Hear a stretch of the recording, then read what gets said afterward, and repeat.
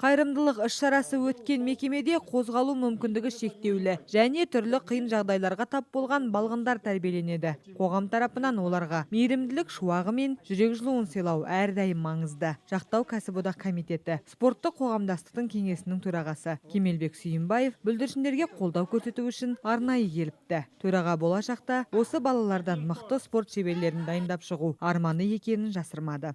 Жас кезінде, сол 6 жасымда ауылда тұрған кезде бізде жас балалар шомылады ғой. Сол шомылған кезде, сол болмаған кезде секіріп, мен белімді сындырып алғам. 2 жылдай болып больницада жаттым. Сол больницада жатқаннан кейін мен сондағы врачым айтқан: Алексеевич, сен, Кемелбек, спортпен заниматься ет. Сонда жаяу жүр деді.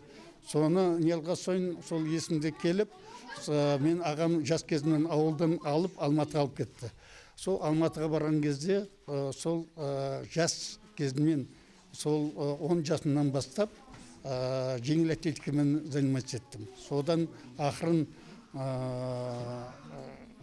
жаяу жүріс дейді, спортивный ходьба. Сонымен заниматься етіп, Қазақстанның құрама командасына есі болдым. 1969 жылы Ереван қаласында бүкілодақтық спартакиада школьник болды. Сонда мен Қазақстанның намысын қорғадым. Одан кейін институтқа түсіп, физкультурында институт бітіріп, осы Теміртауға жолдама алып, келіп, осы жерде 44 жыл болды жұмыс істегенім. Негізгі қазіргі кәсіпшілігіммен ол Қазақстанның еңбек сіңірген жақтаушы болдым. Одан кейін қазір кішкене ел Қазақстан өзі тәуелсіздік алған кейін кішкене спорттың жанында бизнесмен жанымен ететін. Сол арқасында қазір кішкене мен бизнесмен спорттың арасында жүрмін. Сол негізгісі мынаны естіп, интернет естіге соң, осында интернет бар деген соң, әтейі келіп, осы жас балаларға өзінің өсиетімді айтып, осыдан кейін мен осы шефство алмақшымын.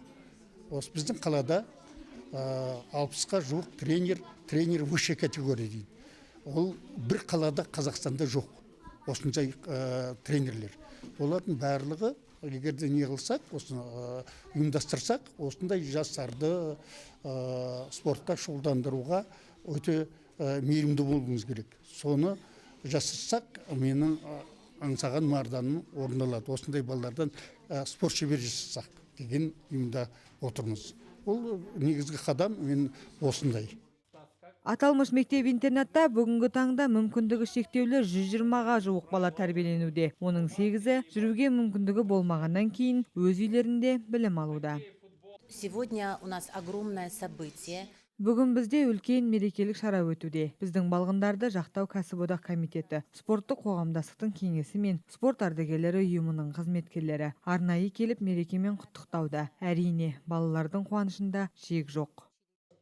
Мектеп-интернатының тәрбиеленушілері үшін жаңа жылдық ертеңгілік өткізілді. Мерекелік шараға балалар қатысып, ән айтып би биледі. Бұл күні жас жеткіншектер үлкен әсер алды. Қуаныштарын жасырмады. Мәз-мейрам болысты. Олар жаңа жыл мерекесін үлкен қуанышпен қарсы алатындарын жеткізді. Бүгін маған барлығы ұнады.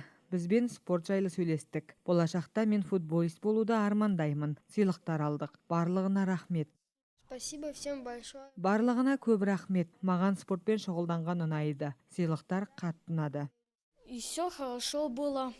Бәрі жақсы өтті. Бізге ұнады. Бізге спортшылардың жеткен жетістіктер туралы баяндады. Әрине, өте қызықтық. Менің де болашақта спортшы болғым келеді.